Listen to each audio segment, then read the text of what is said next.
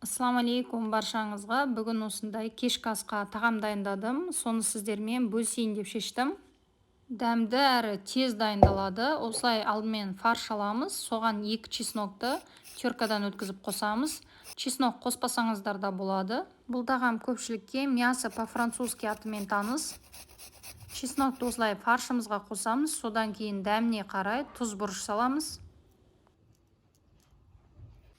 Қолымызбен жақсылап араластырып аламыз.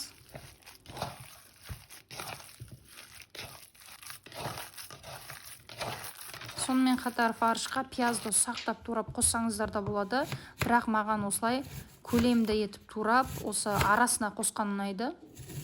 Пиязды осындай көлемде турап аламыз. Маған пияз көп болған ұнайды негізі, сондықтан 2 пиязды турап алдым. Картошкаларды жұқалап турап аламыз. Картошкаларды міндетті түрде жұқалап тураймыз. Сонда піскен кезде тез дайын болады.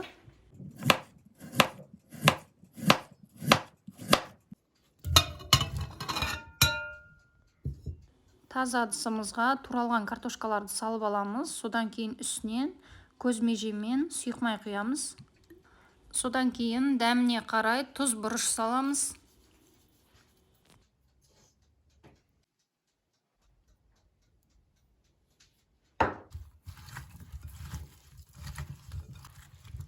Қолымызбен жақсылап бірлет араластырып аламыз. Духовкада пісіретін боламыз, сондықтан бірден листқа орналастырамыз. Пияздарды осылай орналастырып шығамыз ең бірінші. Егер сізде духовкаға арналған шыны форма болса, соған салып пісірсеңіз болады. Өте ыңғайлы форма ол. Шыны формада өз согы өзіне сіңіп, сондай дәмді болып піседі. Егер болса, шыны формаға пісіріңіз. Екінші слойға осылай картошкаларымыз салып шығамыз.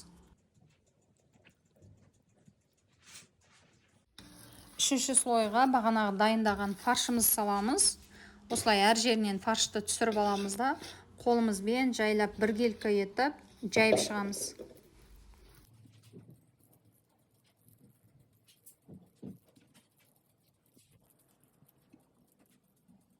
Фарштың үстінен осылай майонезді сығып шығамыз.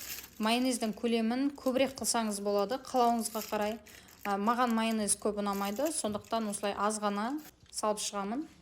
Артық қалған картошкалар болса, осылай фарштың үстінен тағы бір слой етіп салып шығамыз. Орташа 2 помидорды жуып тазалап аламыз да, дөңгелекше етіп осылай турап аламыз. Содан кейін жаңағы картоптың үстінен осылай тағы бір слой етіп помидорларды орналастырып шығамыз. Помидорларды осылай тізіп салып болғаннан кейін қызып тұрған пеште пісіріп аламыз. Ендігі кезекте осындай сырды аламыз, кез келген.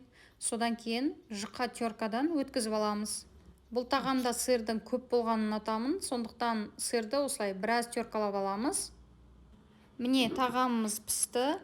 Піскен піспегенін картошкасын жеп көріп біле аласыздар. Содан кейін үстінен бағанағы теркадан өткізген сырды осылай сеуіп шығамыз. Содан кейін қайтадан духовкамызға 5-10 минутқа салып аламыз. Осылай сыр толық еріген кезде тағамымыз дайын деген сөз.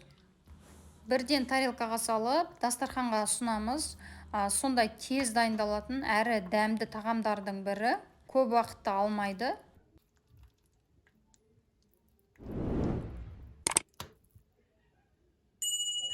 Қазіргі уақытта ауызашарға дайындасаңыздар болады. Ыстық күйінде жесеңіз, дәмі ерекше болады. Менің каналымнан басқа да тәттілердің, салаттардың рецептерін таба аласыз. Сол рецептерде пайдаңызға жарасын, барлықтарыңызға ас болсын.